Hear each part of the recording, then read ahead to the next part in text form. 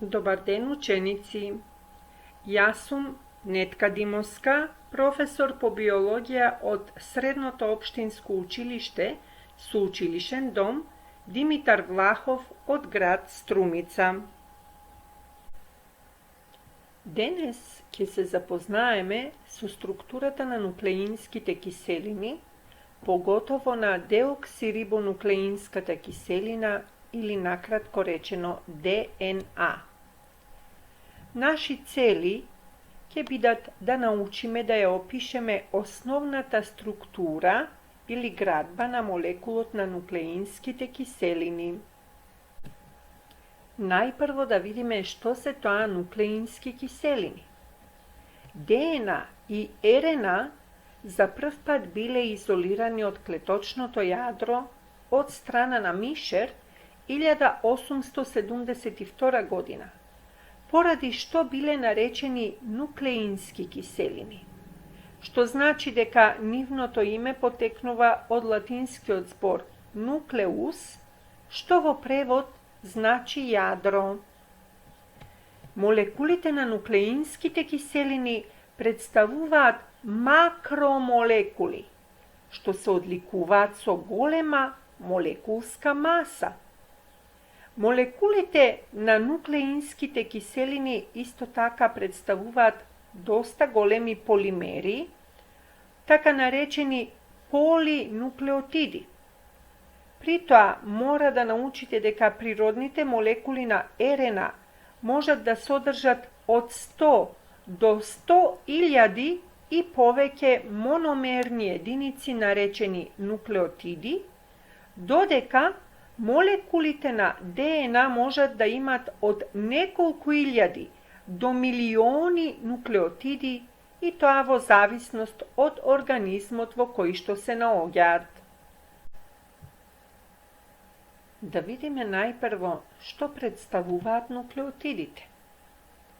Во поглед на својата структура и функција, нуклеинските киселини се делат на два типа, и тоа деоксирибонуклеинска киселина, односно ДНА, и рибонуклеинска киселина, односно РНА.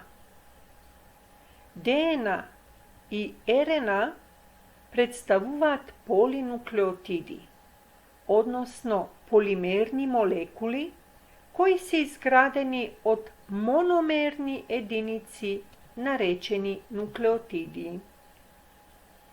Нуклеотидите представуваат мономери за синтеза на нуклеинските киселини. Тие исто се и продукти на хемијската и ензимската хидролиза на нуклеинските киселини. Овде на левата страна од екранот е прикажана синтеза на нова полинуклеотидна верига врз основа на старата матрична полинуклеотидна верига од ДНА молекула. Ќе видиме како всушност азотните бази се поврзуваат комплементарно со помош на водородни врски или водородни мостови и при тоа градат нова полинуклеотидна верига. Каква е градбата на нуклеотидот кај нуклеинските киселини? Нуклеотидот представува основна структурна единица на молекулот од нуклеинските киселини. Тој е составен од 3 хемијски соединенија што се ковалентно сврзани.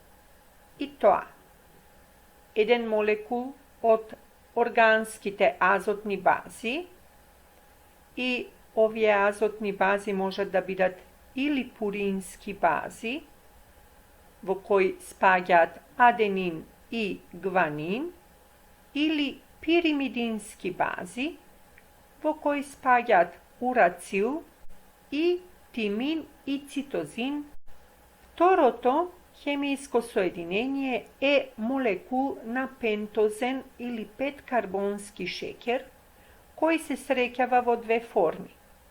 И тоа во форма на деоксирибоза, кој е присутен во молекулата на ДНА, и рибоза, кој е присутен кај молекулата на РНА.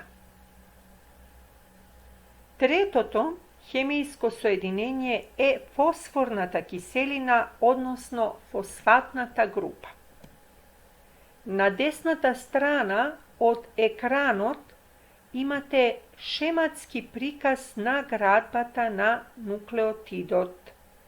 Гледате дека на оваа слика имаме 4 нуклеотиди. При тоа, секој од овие 4 нуклеотиди содржи 3 хемijски соединенија. И тоа азотна база, која може да биде пуринска или пиримидинска, потоа пентозен шекер, кој може да биде деоксирибоза или рибоза, и на крајот фосфатна група од фосфорната киселина. Овде исто така се прикажани 4 вида на бази. И тоа аденин кај првиот нуклеотид, гванин или гуанин кај вториот нуклеотид, тимин кај третиот нуклеотид и цитозин кај четвртиот нуклеотид. Всушност, овде се прикажани 4 различни типа на нуклеотиди кои се присутни во молекулата на ДНА. Да видиме сега што е тоа ДНК или ДНА. ДНК представува акроним или кратенка од зборот деоксирибонуклеинска киселина или 2'-деокси 5'-рибонуклеинска киселина.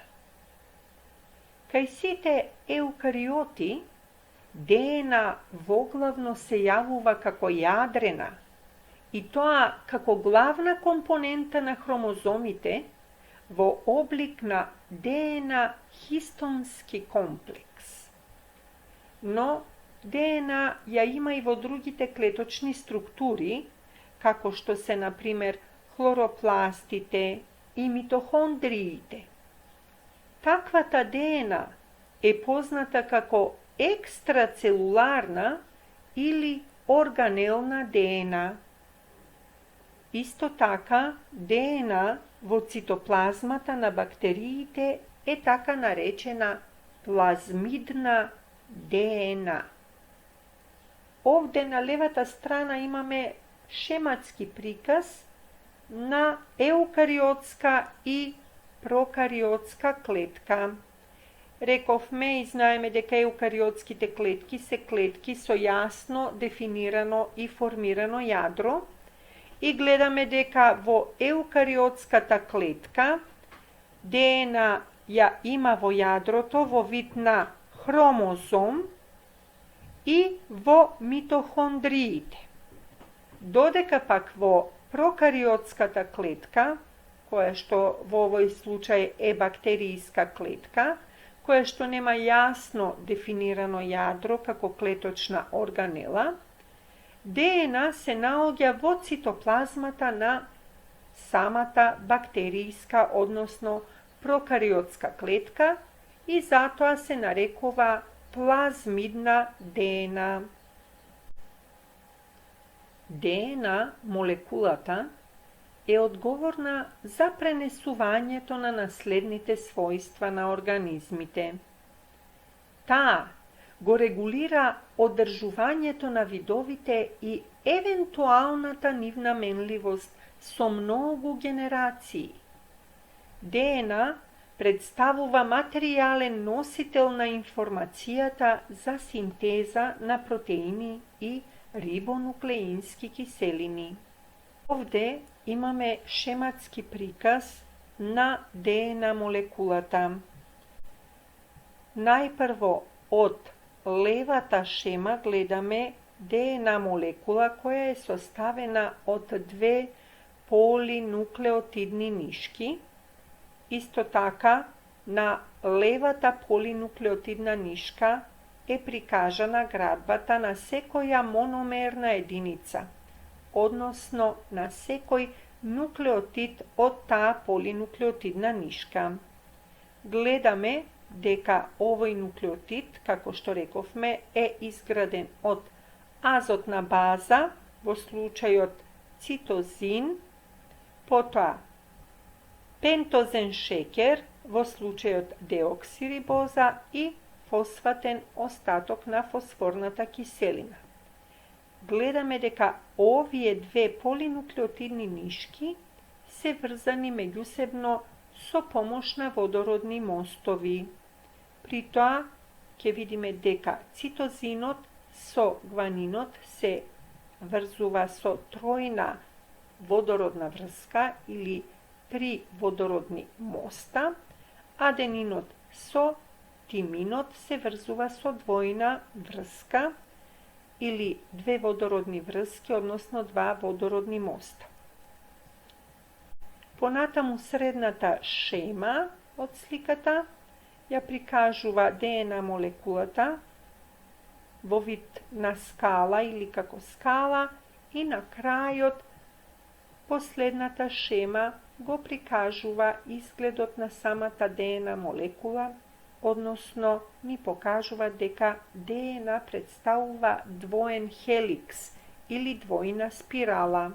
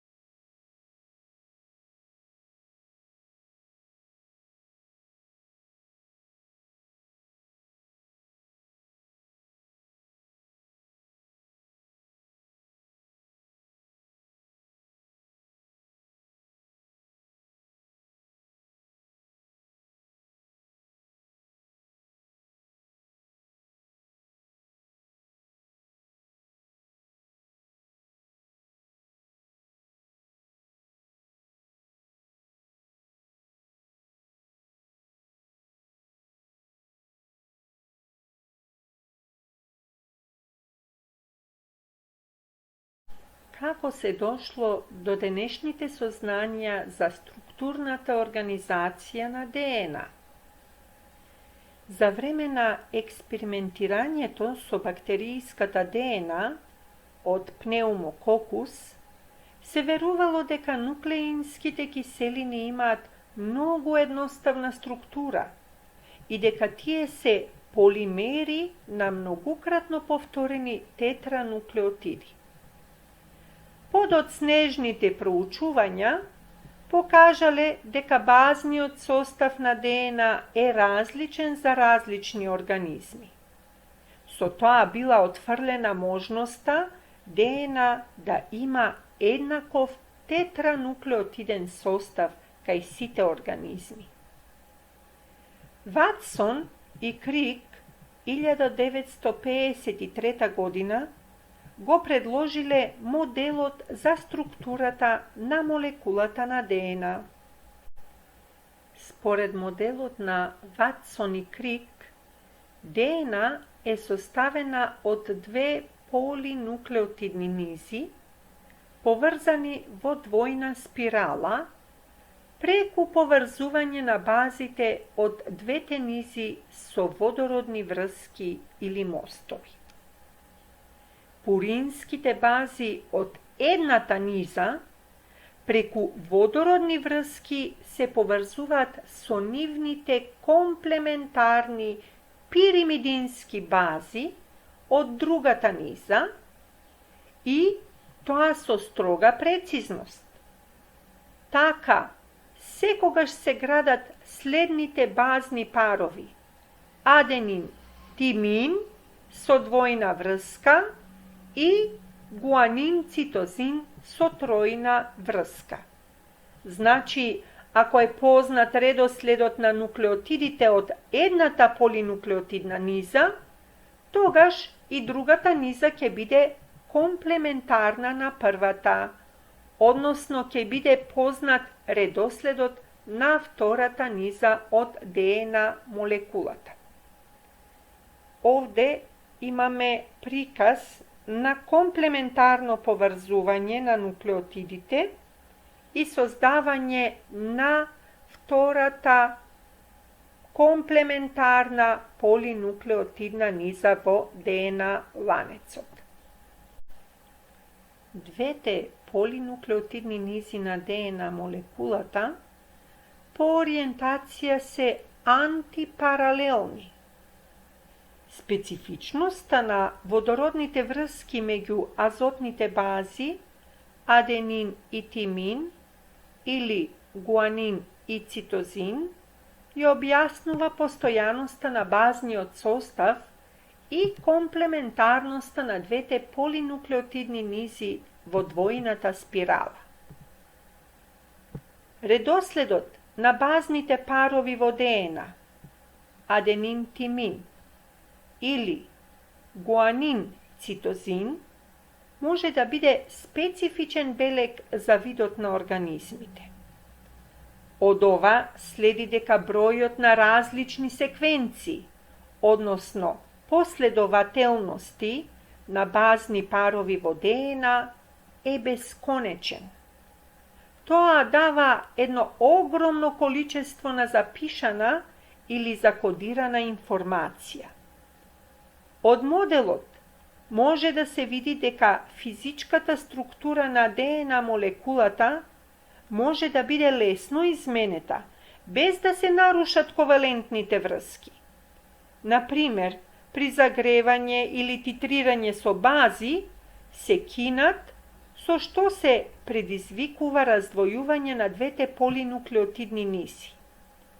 Денес овој модел на двојно спирална молекула на ДНА представува основа на современата генетика.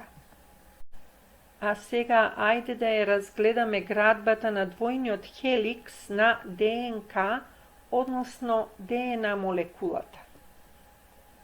Гледаме дека ДНА представува двојна спирала, што значи дека е изградена од две полинуклеотидни нишки или полинуклеотидни вериги. Рбетот на секоја верига на ДНК е направен од фосфатна група и деоксирибоза. Еве го гледаме рбетот на едната нишка, значи деоксирибоза, пентозен шекер, фосфатна група. Пентозен шекер, фосфатна група. Пентозен шекер и така натаму. При тоа, овие пентозни шекери и фосфатни групи представуваат делови од мономерните единици на овие полинуклеотидни нишки, или овие пентозни шекери и фосфатни групи представуваат делови од нуклеотидите на овие полинуклеотидни нишки. Гледаме овде дека секој нуклеотид е изграден од азотна база, еве во случајот цитозин, пентозен шеќер, деоксирибоза и фосфатна група. Овие две полинуклеотидни нишки или вериги се поврзани меѓу себе со помош на водородни врски кои се остваруваат помеѓу комплементарните азотни бази од двете нишки или двете вериги. Кај ДНА постојат двојна водородна врска која се остварува меѓу азотните бази аденин и тимин и тројна водородна врска која се остварува меѓу азотните бази гуанин и цитозин.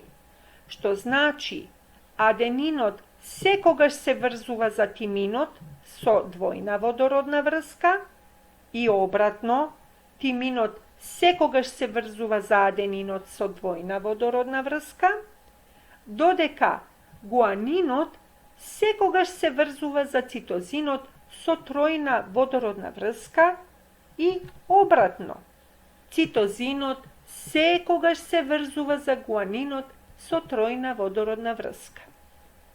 Кај ДНК, односно ДНА молекулата, присутни се 4 азотни бази: аденин, тимин, цитозин и гуанин. Како е објаснет процесот на репликација на ДНА? Моделот на Ватсон и Крик покажува како нативниот молекул на ДНА би можел да се реплицира и да даде две еднакви ќеркини молекули.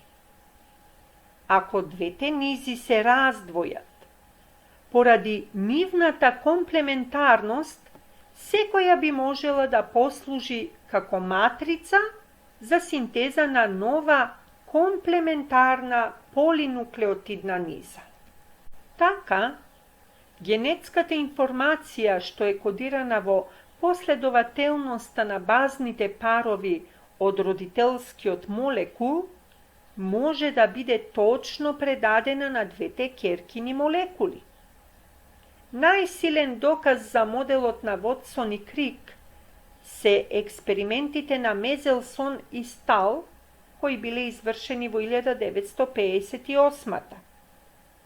Репликацијата на ДНА има животно значење во предавањето на наследната информација од родителската ДНА молекула на ќеркините ДНА молекули, односно од родителската соматска клетка на ќеркините соматски клетки или од родителите на потомството.